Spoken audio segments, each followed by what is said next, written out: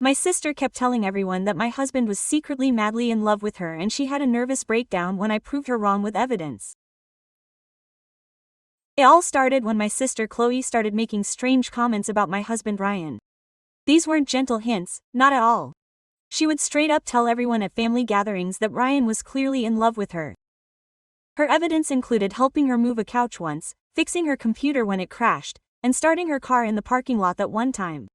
Completely normal things that any polite person would do for their sister-in-law, but Chloe would turn them into a romance novel. Did you see how fast Ryan came when I called him about the car? She would say over dinner. She dropped everything. My mother would tense up. My father would clear his throat loudly. I would stand there, fighting the urge to stab him with my fork. He's my husband, Chloe. He's just being nice. Nice. Men don't go out of their way to care about women they're indifferent to. He bends over backwards for me because I'm his wife, but he does the same for you too. She would say it with that smug smile. What does that mean? Are you delusional? She would laugh. How naive you are.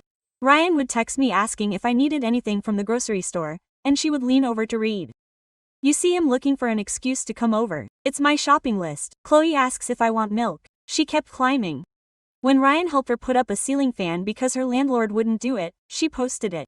How blessed I am to have someone who would drop everything for me. And when people asked her who she was, she would say mysteriously, someone very special. My friends started asking me, hey, your sister climbs on Ryan a lot. Everything was fine. Nothing was fine. Quote, I tried to talk to Ryan about it, and he wouldn't hear a thing. He was just kidding, he would say. He wasn't kidding. He told my cousin that you had feelings for her. He was really shocked. What? Why would he say that? Because you keep helping her with everything. She's your sister. I'd be a jerk if I didn't. That's when the light bulb went off for me. What if you were a jerk? What if you stopped helping her altogether? At first he didn't want to, but after Chloe told our brother that there was definitely chemistry between them, he agreed. The next time Chloe called about her Wi-Fi not working, Ryan told her he was busy. She called me right away. Ryan doesn't want to come over to fix the internet. Okay, he always fixes my tech stuff. Not anymore. 2 days later she called him to move furniture. He said he couldn't. He showed up at the house. What's wrong with Ryan? Nothing. He's just not going to help you with anything anymore. He's getting really cold. Funny, right? When a man stops coming to your aid, you can tell right away. He got defensive. I don't know what that's about. I'm not here for anything. You yourself said that men only help women they're interested in. Ryan's not helping you anymore. What do you conclude? He tried a different approach at the next family meal. Ryan's been horrible to me lately, he announced to the table. He wouldn't even help me move a small bookcase. My uncle laughed. Why would he have to move your furniture, Ryan? He's not your husband, but he always helps me. He's so good at it. My aunt chimed in. Maybe he's busy with his own house. Chloe got frustrated. He's not that busy. He helped Dad with the roof last year. Remember? Dad cut her off. Chloe, I asked him to. That doesn't mean anything, but he came right away. Because I asked him to. Dad repeated seriously. Am I not a good son-in-law? The silence was thick. Chloe looked at her plate, clearly annoyed. I tried to change the subject to work, but she wouldn't budge. You guys don't understand the way she looks at me, Ryan muttered, putting down his fork. Chloe, I've never looked at you in any special way. You're my wife's sister. She let out that laugh that made my stomach turn. Every man says the same thing until they can't deny it anymore. Mom chimed in. Honey, I think you're confusing politeness with not confusing anything. Chloe cut her off. I have proof. Proof? I asked. What proof? Photos, messages, moments? Ryan looked at me blankly. Me too. Photos of what? Dad asked. Of us, Chloe replied as if it made the most sense. Of all the times we'd been together. Dinner ended quickly. No one knew what to say. Chloe stormed off, saying that one day we'd all see the truth. In the car ride back, Ryan was silent. What the hell was that? He finally asked. I don't know. It's getting worse. Getting worse. This is getting out of hand. What photos? What is he talking about? I have no idea, but I did have a suspicion that scared me. The next day, while Chloe was at work, I went to her flat. I had the emergency key she gave me when she moved in. I let myself in with my heart racing. I didn't know exactly what I was looking for, but I needed answers. The living room looked normal. Simple furniture, TV, nothing unusual, until I saw the wall. There was a huge corkboard next to the desk covered in photos. Photos of Ryan. Ryan carrying the sofa. Ryan by his car. Ryan at our house at Christmas. Ryan in my parents' garden. All cropped out. Several of them had me completely deleted. There was a photo of our wedding that was just him. I was cropped out. I gagged. I kept scrolling. I opened her laptop. There was no password. In the images folder, there was a subfolder called R. I opened it. Hundreds of photos. Screenshots of family chats where Ryan had written something. Photos of her social media. Photos of me and Ryan where she had zoomed in on just him.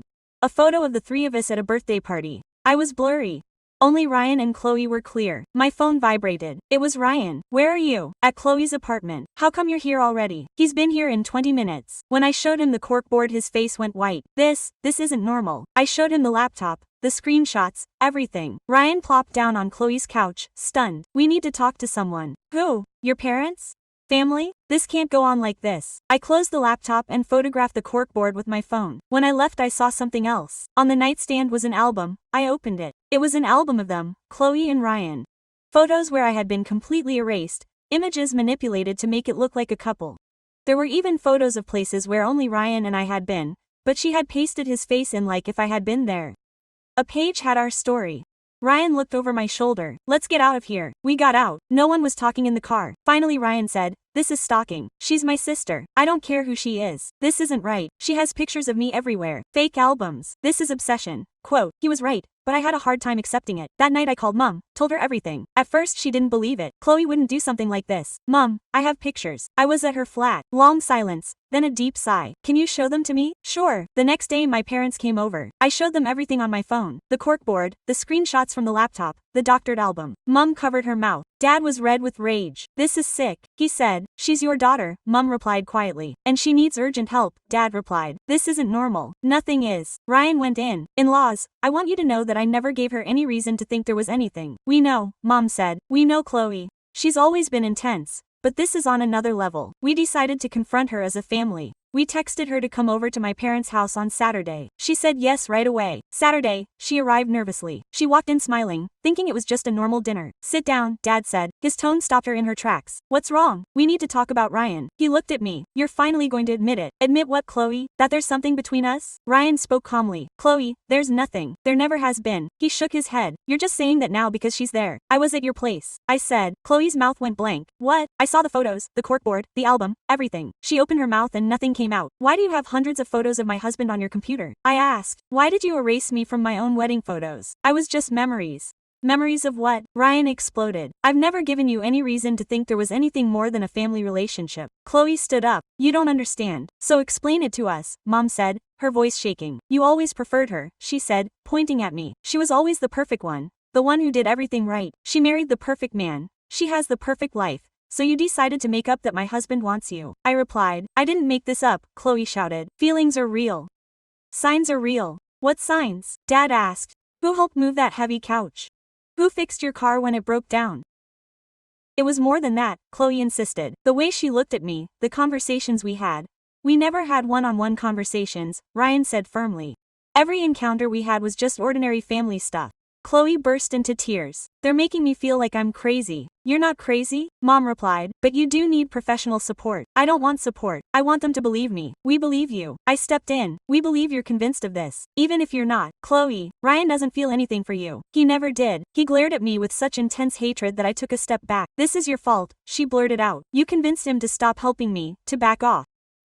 I asked him to stop because you were using his kindness to feed an illusion. I replied. An illusion that's tearing our family apart. There is no illusion, she screamed. He loves me. I know it deep down. Dad sat up. Chloe, either you get professional help or you can't come to this house again until you do. She looked at him, stunned. Are you throwing me out? I'm offering you a dignified exit. Chloe grabbed her bag furiously. They're going to regret this. When Ryan finally admits the truth, they're going to have to grovel to apologize to me. She slammed the door shut with a bang that reverberated throughout the house. The silence that followed was suffocating. Mom was crying soundlessly. Dad was exhausted, defeated. Ryan hugged me tightly. We did what had to be done, Mom murmured in a shaky voice. Yes, Dad replied. We can't let this go on. That night Ryan and I couldn't sleep.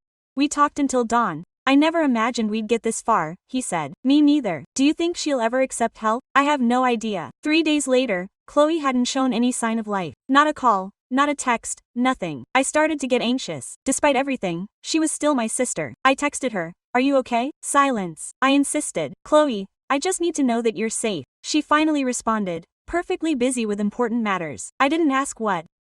I didn't want to know, but I had to because what Chloe was up to was much worse than anyone could have suspected. A week later, Chloe uploaded something to her social media. It was a photo of Ryan that I had shared months earlier on my profile. I had saved it and now I was posting it as my own. The text read, "There are people who are meant to stay in your life, even if everyone else doesn't accept it." My phone has been ringing off the hook. Cousins, aunts, friends, everyone wanted to know what was going on. Ryan saw her from work and called me right away. I saw her. I told her before she could speak. "We have to act. This can't go on like this." I contacted my older brother, Marcus. I told him everything in detail. He lived in another city, but he promised to come over this weekend. "We have to get back into his apartment," Ryan said that night. "We need irrefutable proof so that the family understands the seriousness of this. I already have some, but it's not enough. Your mother still thinks Chloe is just confused. We need something impossible to deny." She was right. On Friday afternoon, while Chloe was working, we went back to her apartment, this time with Mom. She didn't want to go, but it was necessary for her to see the reality with her own eyes. We went in. The wall of photos was still there, untouched. Mom froze when she saw it. "Oh my God," she whispered. "There's more," I said. I showed her the computer, the folder with hundreds of images. Mom sat down, livid. Then Ryan found something on the desk, a notebook. He opened it. It was his journal. The first few pages were normal. Chloe wrote down her routine, work, everyday things. But then everything changed. She started writing about Ryan, about every encounter, every sentence, every gesture. "Today Ryan asked me how I was. He seemed genuinely worried. No one else asks me like that. Ryan helped me with the grocery bags." His fingers brushed mine. I felt an electric current. The way Ryan looks at me is different. I can see it in his eyes. He feels the same way, but he can't say it because he's with her. Page after page, entire months analyzing every detail, inventing meanings where he didn't know. One entry read, "Ryan wrote to me asking if I could deliver something to his house. He wrote to me. That has to mean something." Ryan checked the chat. It was a family group message asking if anyone could pick up a package that had arrived at my parents' house. Chloe had said yes, but in her mind it was a personal signal. Mom cried as she read, "My girl is sick. She really needs help, Mom. Professional help." We kept looking. The notes got darker. "She doesn't deserve him. I would be so much better for him. I do understand. I do value him. She just keeps it there like it's nothing. Someday Ryan will see that we are meant to be together. I just have to wait. If she weren't in the way, Ryan and I would be happy." Ryan slammed the notebook shut. "Let's go." I took pictures of several pages. We had to have proof, but we couldn't take everything. We left. Mom was in shock. In the car she said, "We have to intervene as a family, all together." Marcus arrived early Saturday. We showed him the photos, the journal, the publications. He was furious. "Why didn't anyone tell me sooner? We thought it was Chloe being dramatic," Mom explained. "We had no idea it was this serious." We called a family meeting. My parents, Marcus and his wife, my Aunt Clara, who was a psychologist, Ryan, and I invited Chloe, saying it was just a normal dinner. She arrived happy, thinking everything was finally back to normal. She sat down and looked at the serious faces. "What's wrong?" she asked. Aunt Clara spoke first. "Chloe, we're here because we love you and we care about you very much. You don't have to worry about me." Marcus put his phone on the table. The screen was showing photos from the newspaper. Chloe paled. "They've entered my house again." "We needed to understand what was going on," Dad said. "What's going on?" "What's happening is that they're violating my privacy. Your privacy ended when you started harassing my husband." I blurted out, "I'm not harassing him. I love him." There was complete silence. Aunt Clara leaned in close. "Chloe, do you understand that Ryan is married? With your sister?" "Yes, but that doesn't stop real feelings from existing." "Has Ryan ever told you he has feelings for you?" Aunt Clara asked. "Not with words, but his actions speak louder." "What actions?" Marcus asked sharply. "He helps me. He pays attention to me. He cares because you're my sister-in-law," Ryan explained, holding his patience. "That's all." Chloe shook her head. "You're lying because everyone is here, but when we're alone it's different." "We've never been alone," Ryan replied. "Every time I've helped you it's either on the street or with family around." "That's not true. You came to my apartment 2 years ago to assemble a fan. Your sister was waiting for you in the car," Ryan exclaimed. Chloe stood up. "They're attacking me." Everyone sided with her. "No one sided with anyone else," Mom said. "We want to help you." "I don't want help. I want them to believe me." "We believe you," Aunt Clara said softly. "We think you feel this is real, but Chloe, those feelings aren't reciprocated." "Yes, they are. She's just afraid to admit it." "Chloe," Dad said firmly, "you're going to seek professional help. This isn't a request." "Or what? Or I'll be kicked out again. Or you'll have no contact with this family until you do," he replied. Chloe looked around. We all had the same determined expression on our faces. "They're choosing her over me," she said, pointing at me. "Always the same." "We're choosing your health over your denial," Marcus replied. Chloe grabbed her purse. "You're all going to regret it." She slammed the door behind her. We heard her car speed away. Aunt Clara spoke first. "This is more serious than I thought. She's completely convinced there's a relationship. What do we do now?" Mom asked, her voice breaking. "We let her hit rock bottom and pray she'll accept help," Aunt Clara replied. "What if she doesn't?" I asked. "Then we maintain boundaries for the safety of you and Ryan." That same night, Chloe deleted all her social media accounts, completely disappearing. I texted her, "Are you okay?" "Nothing," I insisted. "Chloe, we just want to help you." She finally replied, "Helping me would be believing me, but they'll never do that." And she blocked me. Ryan hugged me. "We did the right thing. So why does it hurt so much?" "Because she's your sister. But sometimes love means setting boundaries." 3 days later, Marcus called me. Chloe showed up at my house crying, saying we'd all betrayed her. "What did you tell her?" "That I love her, but she needs professional help." He hung up on me. That was the last time any of the family spoke to Chloe for weeks until everything blew up in the worst possible way. 2 weeks later, Chloe showed up at my office. I was in a meeting when my assistant called me. "Your sister's at the front desk. She says it's urgent." I ran downstairs. Chloe looked like hell. Dark circles under her eyes, wrinkled clothes, unwashed hair. "I need to talk to you," she said. We went to a nearby coffee shop. I ordered 2 coffees. She didn't touch hers. "I've been thinking a lot." She started talking about everything they said, about Ryan, about me. And they were right about some things. I waited. "I've never been able to hold a relationship together," she said, looking at her cup. "All my boyfriends end up leaving me. They say I'm too intense, too clingy." "Chloe, let me." I interrupted her, but she held up her hand. "No, wait, I want to break up. The last one was 2 years ago. He left me for another woman. He told me I was suffocating him, that he needed space and freedom. I never told anyone about it because I was too embarrassed. It was humiliating, watching you have a seemingly perfect marriage while I can't keep a man for more than 6 months. My marriage isn't perfect. It's way more perfect than any relationship I've ever had," she replied bitterly. "And Ryan, he's good, loving, solid, everything my exes never were, but that doesn't mean he has romantic feelings for you." "I know," she murmured softly. "I think I know. Although for a while it was easier to pretend that there was someone who actually cared about me. We care about you, Mom, Dad, Marcus, me, just not in the same way," I told her. "You care because I'm family. Ryan did it because he wanted to, or so I thought. He only chose to be nice to you because you're my sister, nothing more." Chloe wiped her eyes. "Don't cry," she repeated softly to herself. "Don't cry. It's okay to cry." "No, I've cried too much. Now I just feel like an idiot." "You're not an idiot. You need professional help." She laughed half-heartedly. "Everyone says the same thing, but no one understands how painful it is to see others have exactly what I want." "And what do you want?" "What you have," she said, staring at me. "A husband who truly loves you, a family who respects you, a life that makes sense. You can have all that, Chloe, but not with my husband." "I know," she whispered. "I know now." I thought this was a breakthrough, that she was finally accepting reality. I was wrong. 3 days later, Mom called me. "Chloe came over for dinner last night. She talked to your dad and me. She says she really wants to fix things, that she understands she was projecting her issues onto Ryan, and that she's going to get counseling." "That's a good thing, Mom." But then she added something else. "What? That you started it all? That you told Ryan to stop helping her? That you caused this situation because she was feeding her illusions about his goodness?" "I know, honey, but that's how she sees it. She's convinced that you manipulated Ryan against her. Ryan made his own choices." "I know that, kid. But Chloe thinks you destroyed something that was real to her." "It never was real." "It was real to her." I hung up in frustration. Ryan was on the couch with his laptop. "Chloe's telling Mom that I'm the bad one." I told her. "What exactly is she saying?" "That I manipulated everything. That I ruined what she imagined was between you two." Ryan slammed the computer shut.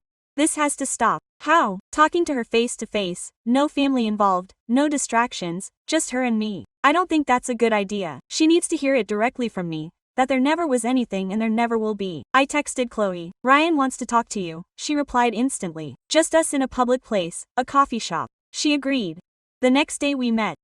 I was there, but at a different table, far enough away to give them privacy and close enough to intervene if needed. Ryan spoke first. "Chloe, you have to listen to me carefully." "Go ahead. I've never had romantic feelings for you. Never. You're my wife's sister." Chloe's grip on her cup tightened. "I know.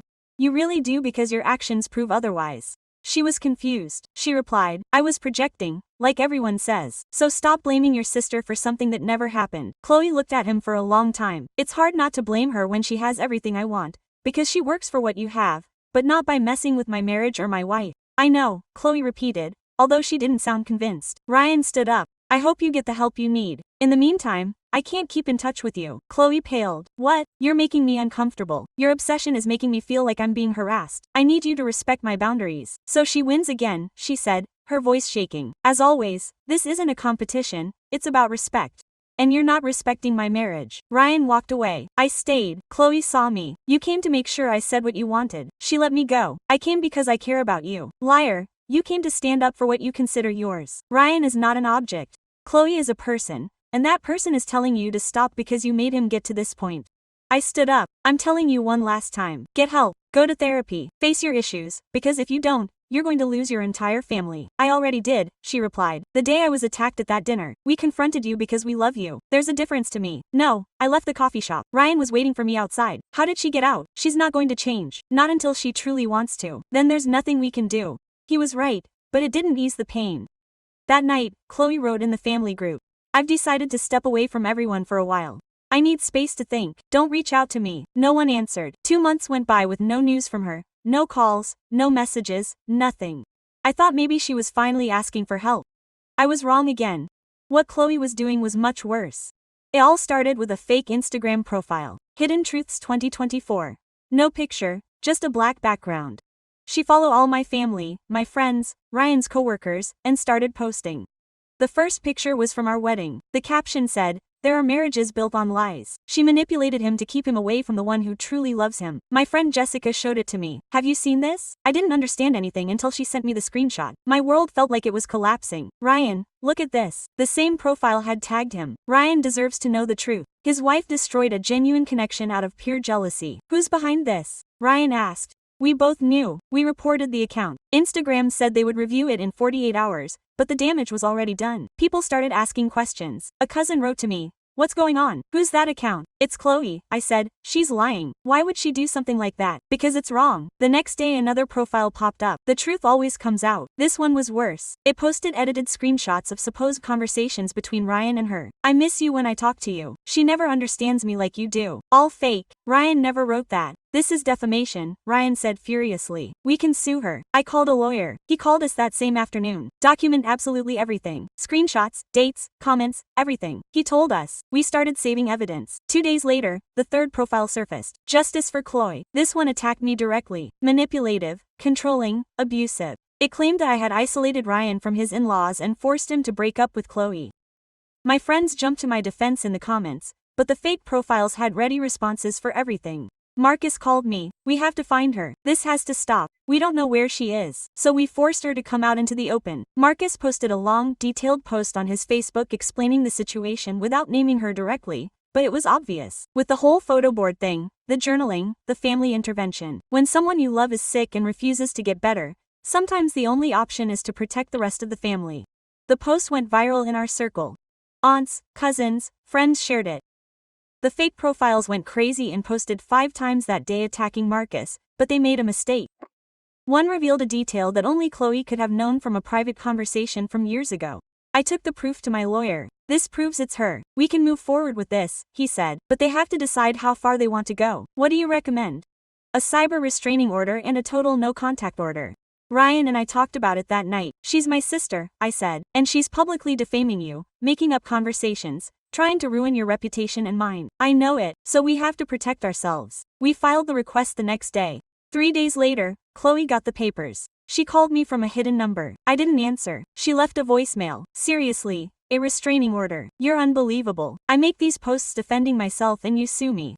This proves who the real abuser is." I forwarded the audio to the lawyer. 2 days later there was the hearing. Chloe showed up skinnier, paler, with a cheap lawyer. The judge reviewed the evidence, the posts, the profiles, the technical report that confirmed everything came from her IP. She tried to justify it to herself that it was her way of venting, that she had the right to freedom of speech. Her lawyer. The defense attorney argued that there were no explicit threats, that it all came down to mere opinions. Our attorney showed the doctored screenshots, the fabricated chats, the obvious slander. The judge made his decision in a few minutes. Restraining order granted. Chloe could no longer communicate with us or mention our name on social media. She had to delete all fake accounts. Any breach would mean immediate arrest. Chloe sat up abruptly. "This is absurd," she exclaimed. Quote, "Sit down immediately," the judge ordered in a firm voice. She glared at me with a look full of pure hatred. Quote, "You're going to regret doing this, sisso." "That's a direct threat," our lawyer said. The judge fixed his eyes on her. "One more word and I'll declare her in dissent." Chloe sat back down, but her gaze continued to bore into me. Quote, "We left the courthouse. Ryan hugged me tightly. "It's over," he whispered. "Really? This time it really has to be over. You can't come near me anymore." That same night, all the fake profiles disappeared. Chloe had served that part of her sentence. Although she stopped answering messages from Mom, Dad, and Marcus, she disappeared again. A week later, Mom showed up at home, devastated. I went to her apartment, she said through tears. It's completely empty. She moved out, paid the buyout clause, and left without leaving an address. The landlord doesn't know where she went. No one knows anything. Mom cried inconsolably. I lost my daughter. Didn't you lose her, Mom? I replied firmly. She chose to leave. It was her decision, not ours. We tried to help her, and she refused everything. Ryan made tea. We were silent for a long time. Do you think she's okay? Mom asked. I don't know, I answered honestly. 3 months with no sign of Chloe. We hired a private detective. Even he couldn't find her. It was as if the earth had swallowed her up. Mom was devastated. Dad was hiding his pain better. I felt guilty, but also immensely relieved. I could finally breathe without worrying about what she would invent. Then Ryan and I began to rebuild our lives, to focus on ourselves. I thought the worst of Chloe was over, but fate had another surprise in store.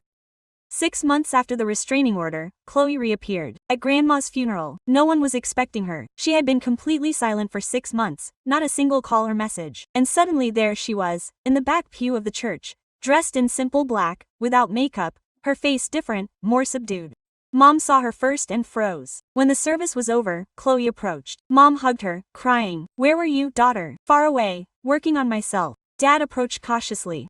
"You had us so worried." "I'm sorry," Chloe said. "I needed some distance from everything." He looked at me. I remained still with Ryan by my side. "Can I talk to you for a moment?" she asked. "Just a minute." Ryan squeezed my hand. "You don't have to." "It's okay," I replied. We walked to a corner of the parking lot. Marcus followed a few feet behind, keeping watch. "I'm so sorry about Grandma," Chloe said. "She was so special." "Thank you. And I'm sorry for everything else. The posts, the harassment, absolutely everything." I fell silent. She continued. "I've been in intensive care 3 times a week for the past 6 months. I've been diagnosed with obsessive-compulsive disorder. I'm on medication and I'm still getting treatment. I'm really trying." I crossed my arms. "I'm glad to hear that, Chloe. I know I can't take back what I did, but I understand now that Ryan never felt anything for me. I made it all up in my own head. And why are you telling me this now?" "Because Grandma's death made me realize that life is short, and I don't want to keep feeding this hatred between us." "I don't hate you," I said, "but forgiveness doesn't happen overnight. I know that. I just wanted you to know that I'm really trying to change." Marcus came closer. "All right," I replied. Chloe nodded gratefully. "Thank you for letting me come to the funeral. I was Grandma. I had a right to be here." He got in an old car and drove away. "Do you think he meant it?" Marcus asked me later. "I don't know. Only time will tell." Over the next few weeks, she kept a respectful distance, attended a few family dinners, sat quietly. She didn't cause any conflict. Mom was thrilled to have her back. Dad was still wary. Ryan kept his distance. When she came home, he would find excuses to retreat to another room. "I don't trust her," she confessed to me one night. "Me neither," I admitted. "But maybe she really is changing, or maybe she's just biding her time." A month later, Chloe asked to speak to Ryan and me in front of witnesses. We met at my parents' house. Marcus was there too. "I want to apologize formally," Chloe began, looking at both of us for all the hurt I'd caused. Ryan remained serious. She continued. "I created a fantasy because my reality was unbearable. I projected everything I wanted to do onto you, Ryan, and I attacked my sister out of envy for what she had. I needed to say it out loud in front of everyone for it to be real." "What do you expect now?" Ryan asked. "Nothing, just for them to know it won't happen again. I'm committed to my treatment." "Okay," I said. "That's all." "Just okay?" she asked. "What did you want? For us to tell you that all is forgiven in a second?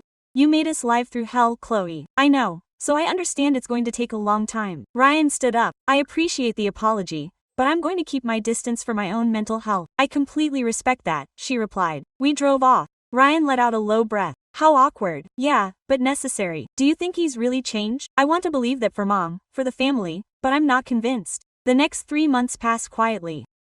Chloe attended family events.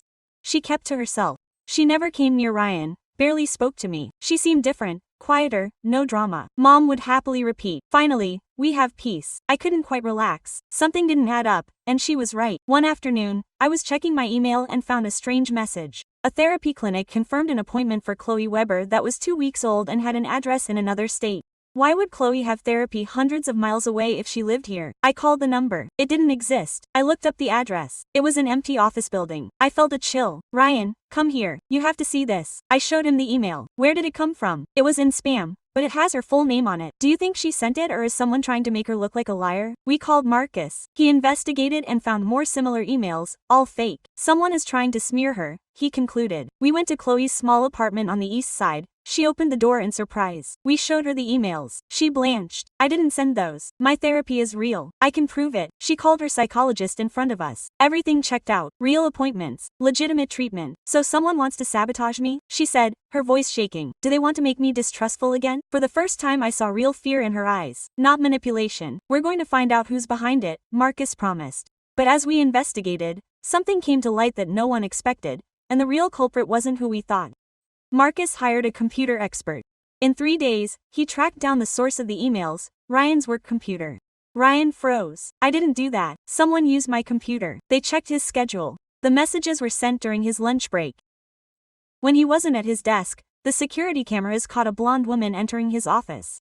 She wasn't an employee of the building. Ryan looked at the image and his breath caught. It's Jennifer. Who's Jennifer? I asked. My ex-girlfriend from 5 years ago. Why the hell would your ex do this? I don't know. We haven't spoken since we broke up. Marcus looked at his profile. He had been following Ryan on social media for years, saving screenshots, posting messages full of resentment against ex-boyfriends, about revenge, about men who don't deserve to be happy. Marcus went to his house with all the evidence. She confessed everything. She said Ryan had ruined her life by leaving her, that she deserved to suffer. When she saw the conflict with the crazy sister-in-law, she decided to fan the flames. She created some of the first fake profiles that we blamed on Chloe. And when she saw that Chloe had come back reformed, she decided to sabotage her so that the family would reject her again and Ryan would continue to suffer. She's a psychopath, Ryan muttered when Marcus told us. We filed a complaint. Jennifer was arrested for cyberstalking and identity theft, and the hardest part was yet to come, telling Chloe. We went to her apartment together. She burst into tears as soon as we told her. I thought they would never trust me again. We believed you when you brought the evidence. I said,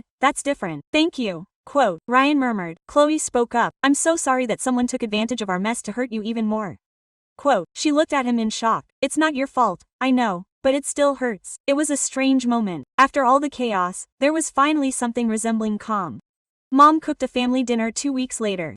The whole family together for the first time in almost 2 years. Chloe arrived early and helped in the kitchen, something she had never done before. Ryan and I showed up together. He still kept a certain distance from Chloe, but there was no sign of any attention anymore. At the table, Dad spoke up. I have to say something. This last year has been hard for all of us. Mom nodded. But we're gathered here and that's what counts. Chloe spoke quietly. I know I caused most of the trouble, and I regret the suffering I caused you all every day. We've talked about that, Marcus said. Now it's time to look forward. And how do we do that? I asked. With clear boundaries, Ryan replied. And real respect. Chloe nodded. Absolutely. And I want you to know that I'm still in therapy. I'm going to keep working on myself. That's all we asked, Mom said. Dinner remained awkward at times, but heartfelt. Then, as we washed the dishes, Chloe came over. Can we talk for a moment? Sure. I know we'll never be the same again, she said. And that's fine with me. I don't deserve your forgiveness at all. It's not about deserving, I replied. So what's the point of time? About consistent actions, about showing that you've truly changed. I'm going to show it even if it takes me years. Okay, and I want you to know something else. What? I'm dating someone from the therapy group. He's kind, patient, genuine. I'm happy for you. For the first time, I have something that's just mine, not something I begrudge someone else. That's important, Chloe. Yeah, and I finally get it. 3 months later, life had finally settled down. Jennifer was given 2 years probation and a permanent restraining order against Ryan and our family. Chloe was still in therapy. Their relationship was progressing well. He came to family gatherings, but he respected boundaries. Brian got a promotion at work. They beefed up the office security, and I could finally breathe easy. One night, Ryan and I were watching TV on the couch. Do you think it's really over? I asked. Yeah, I do. How do you know? Because Chloe doesn't look for me or look at me funny anymore. She just treats me like a brother-in-law, and that doesn't scare you. Having real peace makes me happy. Me too. 6 months later, Mom hosted a birthday party for me. The whole family was there, including Chloe and her boyfriend Daniel. Daniel was quiet, kind, clearly in love with her. I watched them together. Chloe looked genuinely happy. Not her old fake happiness, but genuine. After the cake, Chloe handed me a gift, a handmade card. Inside it said, "Thank you for not abandoning our family, even though I did everything I could to break it. Happy birthday." Simple, direct, honest. Thank you, I said. We didn't hug. We weren't there yet, but there was mutual respect and that was enough. Ryan and I walked home in comfortable silence. Happy? He asked. Yeah, really happy, no regrets. We did the right thing. We set boundaries, we protected ourselves, and we saved our family. We didn't save anything, Ryan corrected. They did the work. We just stood our ground. He held my hand. I'm proud of you. Of us. Me too. A year later, Chloe got engaged to Daniel and invited us to the wedding. We went as family. No maid of honor or best man. The ceremony was small, intimate, beautiful in its own way. In her toast, Chloe thanked the family for not giving up on her, for giving her space to grow. She looked Ryan and me directly. Thank you especially for teaching me what healthy boundaries are. The crowd applauded. I felt a sense of closure. It wasn't total forgiveness. Maybe it never would be. But it was peace, and peace was worth more than anything. Ryan and I danced at the reception. For the first time in years, there was no family tension, no drama, no hang-ups, no lies, just an imperfect family trying to get better. Did you ever imagine we'd end up here? Ryan asked. No, I honestly thought I'd lose my sister forever, but you didn't. No, she lost herself and then found herself. That's her story and yours. Learning that protecting me isn't selfish, that boundaries are love, and that I deserve peace. Ryan kissed me. Yes, you do. 2 years after that wedding, Ryan and I bought a bigger house with a big yard and 3 bedrooms.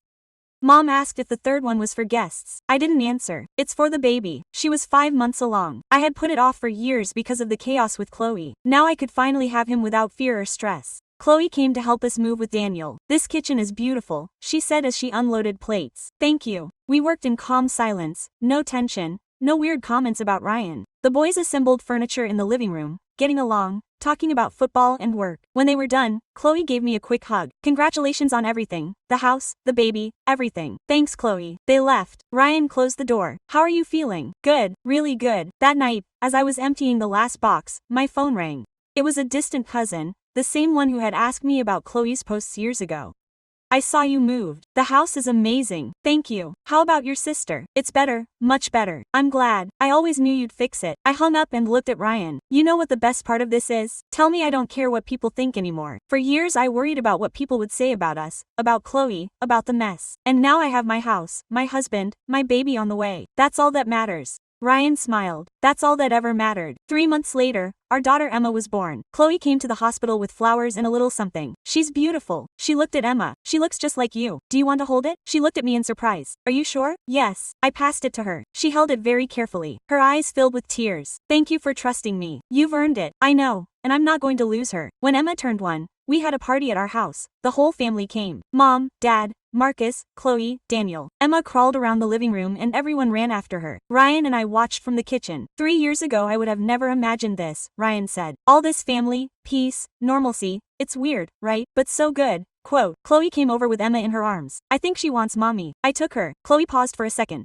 Quote, hey, I wanted to tell you something. Tell me. Daniel and I are also expecting 3 months. Congratulations, Chloe. That's amazing. Yeah, and I wanted you to know first. Well, after mom, I appreciate it. And I wanted to ask you for advice about pregnancy, about being a mother. It was the first time Chloe had asked me for advice about something real, something that didn't involve Ryan or drama. Sure, we can talk anytime. Thank you. Quote, she left with Daniel. Ryan hugged me from behind. Look what you've built. We built. I corrected him. No, you did this. You set the boundaries. You protected the family. You gave Chloe a chance to change without letting her destroy us. We did what we had to do and it worked. That night, after everyone else had left, I put Emma down in her crib. She was sleeping soundly, unaware of the chaos that had happened before she arrived. Ryan came in ready for bed. Yeah, we turned off the light and got into bed. In the darkness, Ryan asked, do you ever think about what it would be like if we hadn't done anything? Sometimes we probably would be divorced or Chloe institutionalized or worse, but it didn't happen. No, because we didn't allow it. I fell asleep quickly that night, no worries, no fears, no drama, just Ryan's calm breathing, Emma's soft noises on the monitor, my family, my life, my peace, everything I had fought for, everything every hard conversation had been worth. Every morning I woke up and chose that peace again. That was the real ending. Not some big dramatic moment, but normal days, simple choices, a peaceful life, exactly what I had always wanted.